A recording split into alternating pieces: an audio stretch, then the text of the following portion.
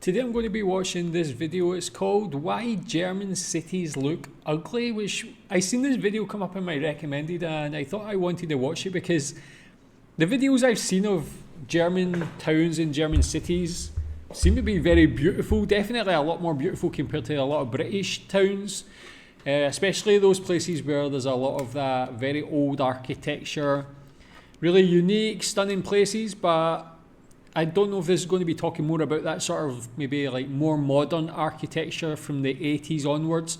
That's definitely something I see in the UK, like a lot of the architecture and buildings designed from that time period. It's kind of like grey and square and not very exciting. So interested to see this and get people's opinions on it. What do you think? Maybe it's only in certain cities or certain parts of cities. Yeah. Tell me what you think the ugliest German city is and the most beautiful if you want to have some positivity as well. And yeah, this is from Fern. They make some good videos I've watched before on other subjects, so go subscribe to their channel. I'll leave the link in the description. When Americans think of German cities, they might imagine something like this. Picturesque historic quarters, quaint half-timbered houses, cozy cobblestone streets, and towering church spires rising above medieval town squares. And in some places, that postcard vibe still exists. But today, German cities usually look like this. Ugly doesn't even begin to describe it. These places feel flat out hostile, uniform, anonymous, and overwhelmingly grey. So, what happened? The short answer is bombs and cars, in that order. The more complex explanation involves an economy left in ruins, a housing crisis of unimaginable scale, competing visions for a better future, and the most quintessentially German concept of all, bureaucracy.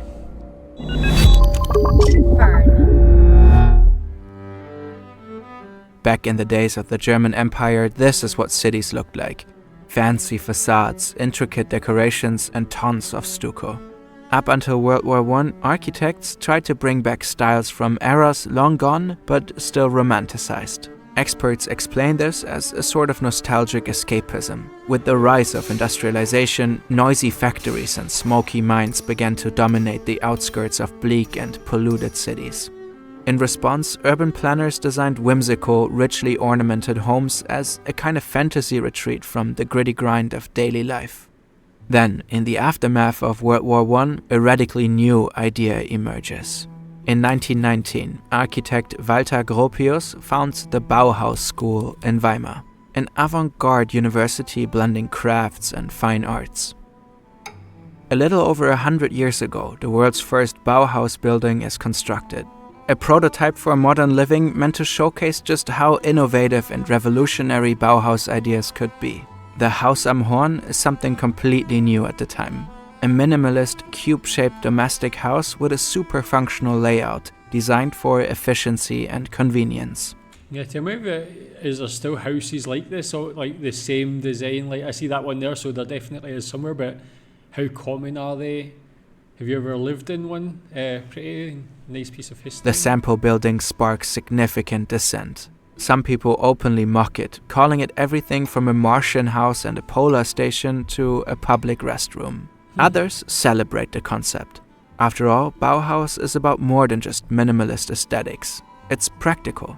With the deprivations of World War I in mind, Bauhaus embraces new and efficient building methods. The concept goes on to achieve widespread success, gaining international acclaim. Experts say Bauhaus completely shifted the way we think about architecture. It introduced sleek materials like steel and glass, along with smooth and minimalist concrete walls. The Nazis, however, have no love for Bauhaus architecture. Subtle and functional is not exactly Hitler's style. The Führer wants classical pomp and historic grandeur, monumental buildings that scream power and control. So when Hitler takes power in 1933, he dissolves the Bauhaus. Its members scatter across the globe to the US, Switzerland, France, and the UK. Then, a few years later, the Nazis invade Poland and France. After World War II, great historic cities like Munich, Hamburg, or Hanover are left in ruins. That leads to an unprecedented housing crisis with millions displaced and homeless. Just to like go back to the ones about Hitler and what he wanted, those like very grand buildings. Like, what do you think about that type of architecture? Like, for me, I love, not that he did it, but like when you visit somewhere and you see a building that is kind of unimaginably big. I recently went to Seoul and went to their, I think it's like their national museum, and you walk up these like giant set of stairs, and the building's very big and imposing, and I don't know, I just love those types of buildings. I think I was watching some video about something called megalophobia, and people have this phobia of big things, big buildings and so on, but for me, I love it, man. So those sort of big grand statues and grand buildings, something I really enjoy. I would love to see more things like that be built these days, but yeah, maybe it's just not practical, not cost efficient. People say it's a waste of space, maybe. To make matters worse, the population explodes. People are fleeing the devastated territories that Germany lost in the east, heading west. The economy starts kicking off, drawing masses to the cities. With new prosperity, the baby boom kicks in. Germany has a serious housing problem. By the 1950s, the country is short around 5.5 million apartments. And so begins a massive construction boom.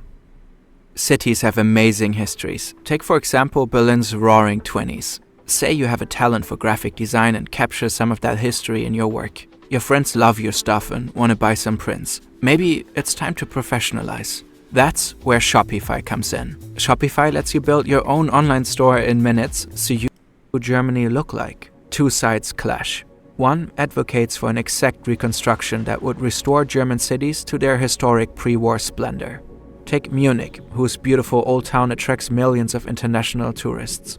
Many of those historic buildings were completely rebuilt and restored one-to-one in the 50s and 60s. The other side demands the exact opposite. German cities should leave the past behind and prepare for the future, overhauled and modernized. Enough with the quaint and charming. Forget everything grand and pompous that could evoke memories of the traumatic Nazi era. Bring on the cars and planes. The future is built with steel and concrete. The flagship city here is Hanover. It is one of the first places to embrace this new path and become a city intentionally designed for cars. The overhaul transforms the city. Roads become wide, roofs flat, and buildings modern. Historic landmarks are torn down to make way for new residential zones and an extensive highway system. The miracle of Hanover, as German media calls it, becomes a blueprint for many other cities. With regards to that, like, is there not like something in between those classic, like traditional buildings, and rather than just having grey boxes, like maybe something in between, like having the functionality but also having like a bit of personality as well? Because I think what they did in Munich there is like really great, and it looks like a kind of magical place. But I understand the need for like functionality as well. So again, this is like quite old, a few decades, these buildings and stuff. So maybe that's just what was cool at the time. Bauhaus makes a comeback as well. In the 1960s, many German cities pushed for large-scale housing estates to tackle the still imminent apartment shortage. One of the most famous ones is built in Berlin in the 1960s and dubbed Gropiusstadt, after Bauhaus founder Walter Gropius. Gropius has a noble vision, a satellite city of light and space, a modern housing complex of 5-story buildings surrounded by parks and gardens. Simple, efficient, and beautiful. Affordable, high-quality living for everyone. A model for the future of sustainable urban development. But things don't go as planned. The housing crisis forces developers to stretch the buildings up to 30 stories. The parks and gardens almost completely disappear. The promise of a better life never materializes. The project primarily attracts tenants from lower economic classes. What was meant to become a future urban haven instead turns into a stark symbol of social struggle. That's interesting in itself. Like, things could have been so different if they just stuck to his original plan, but I guess there was just a necessity for more units for more people. But like, as it says here, kind of created ghettos. I get, like, if they'd stuck to his original idea or concept, do you think it could have like affected the country of Germany differently? Social struggle, massive, bleak, and utterly alienating. So while some German cities continue to attract tourists with their comforting old world charm, many have turned into an The concept of Angstraum describes literally a space of fear, particularly referring to urban infrastructure. If you live in a larger US city, you're probably used to this. You're walking around late at night, maybe close to a train station, and suddenly you have to go down one of those sketchy-looking underpasses. No one is around, just long corridors and shadowy corners you can't quite see past. Something about it just feels off. German cities are filled with these spaces as well. As they were redesigned around the automobile, pedestrians got the short end of the stick. Again, car dependence may sound familiar if you're living in the US. Today, in many German cities, you need to take long underground passages to cross extensive motorways. Streetlights are not helping much either, as they are mainly doing what their name suggests, illuminating roads and highways, leaving pedestrian zones in near darkness. German cities have historically had pretty solid public transportation, and yet cars take up a ridiculous amount of space. In Berlin, 15% of the city's entire surface is exclusively dedicated to car traffic. In 2020, the German capital went for a temporary experiment. It gave one of its most central streets a car-free makeover, with wooden benches, trees, and a dedicated bike lane.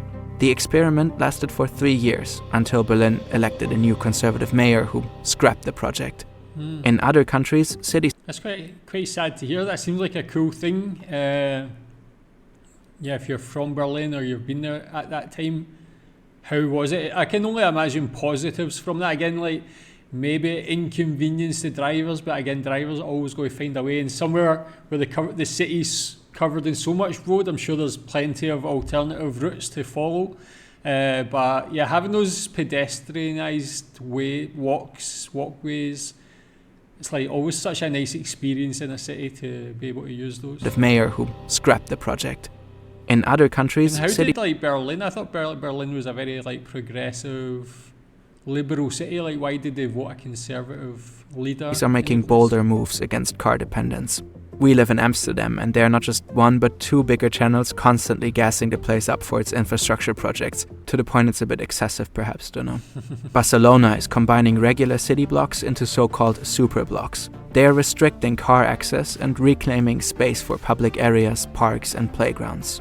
The idea is inspiring. German cities like Cologne and Berlin itself are considering similar concepts.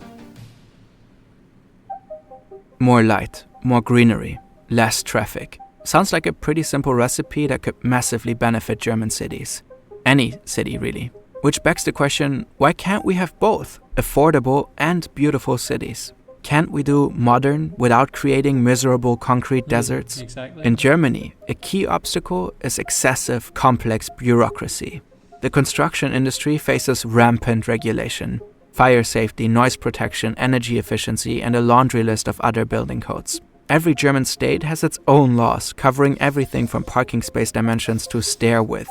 In total, there are about 3,700 construction norms across the country. Many of them stifle creativity and exacerbate costs. Costs that have to be cut somewhere else, which often means that architects and developers need to fall back on drab designs and cheap materials like steel and concrete. Many architects we spoke to are criticizing this vicious cycle. They say it has led to standardized procedures devoid of any real connection to organic urban design and the actual needs of people. The ever-increasing use of glass is another issue. Not only do glass facades look cold and uninviting, they're also terrible for the environment, trapping heat inside and reflecting it back onto the streets. To be fair, beauty is a tricky subject to debate. In this video, we used the word ugly to describe a sense of alienation and an overall inhuman touch. In the 50s and 60s, it was far more important that people had homes, not how they looked. And a lot of grand buildings of old simply didn't exist anymore. Today, modern buildings are generally much more energy efficient, which is crucial in the context of global warming. Aesthetics must be a consideration, but not the only one. However, taking all that into account, in our view, German urban planning could benefit from a significant shift towards greener, more human-centric spaces. Yeah, I love that. It's a great video. Again, always excellent videos from that channel. Go subscribe to them. Very well produced. Yeah, it's like interesting to see. It's like I can see somewhere like Singapore as an example. Being from living in Malaysia, Singapore's like don't have much land, so they don't have much places to build. But all the recent buildings I've seen being designed and built there, not all of them, but a lot of them have like greenery on the outside of the building, plants, and it's like very like nice. It looks pretty cool. It's good for the environment as well, especially being in a hot, humid country, being able to like bring the greenery into the city. But it looks different, it looks unique, and maybe like something like that couldn't be built because of the regulations in Germany. I don't know, but yeah, what can be done? Maybe they just need to like loosen the regulations, reduce some of that thousands of different rules or things they need to follow. But tell me what you think about this, and yeah, your own opinion. Thanks.